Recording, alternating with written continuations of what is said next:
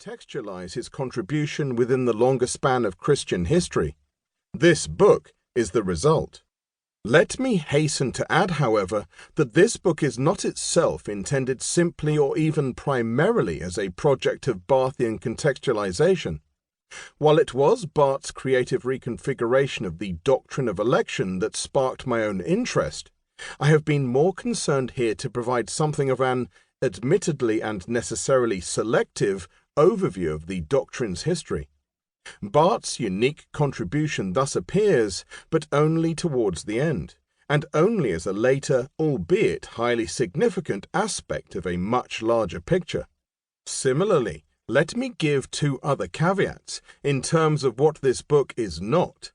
It is not, as has been suggested to me, a genealogy of the doctrine of election.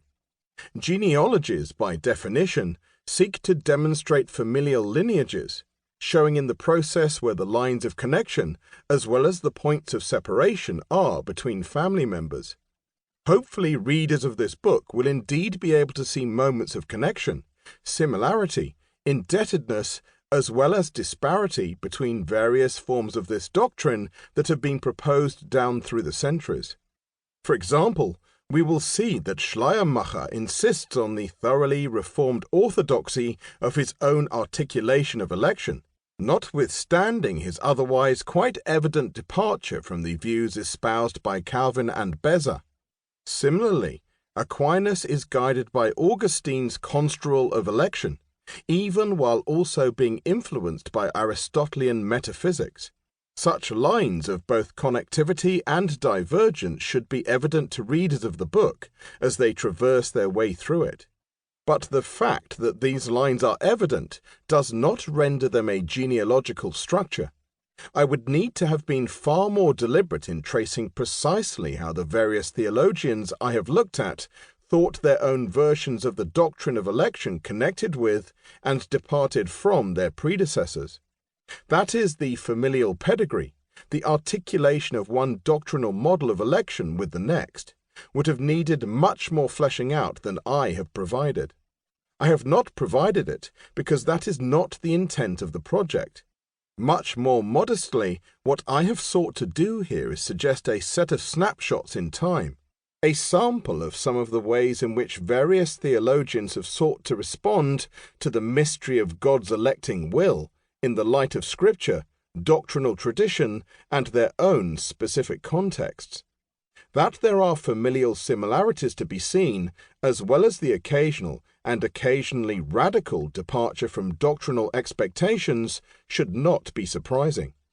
But that does not make this, and it has not been my intention for that to make this, an attempt at a genealogy of a doctrine.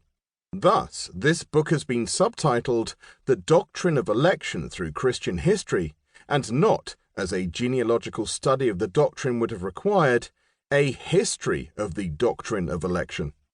Second, this book is not an exploration of the many and various socio-political contexts in which theologies of election have been developed. Certainly, each chapter provides some brief historical background to the particular environments in which the theologians in question lived and worked. But to sketch these historical environs seems to me to be nothing more than good theological practice. That is to say, unless we believe in some sort of pure dogmatic immutability, it is incumbent upon theologians to recognize that their own work is inevitably shaped by the socio-political and cultural structures in which they operate, and equally incumbent upon historical theologians to draw attention to those influences. I have been able, I believe, to show that many, if not all, of the individuals whose work I have considered in this book were at least tacitly affected by their particular contexts in the ways in which they gave expression to God's mysterious decree. A largely uncontested medieval demonization of the perfidus Judaeus clearly provided an important contour for both Thomas and Scotus in their respective doctrines of election.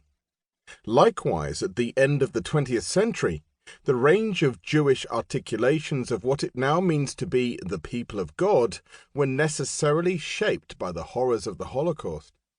To acknowledge the influence of historical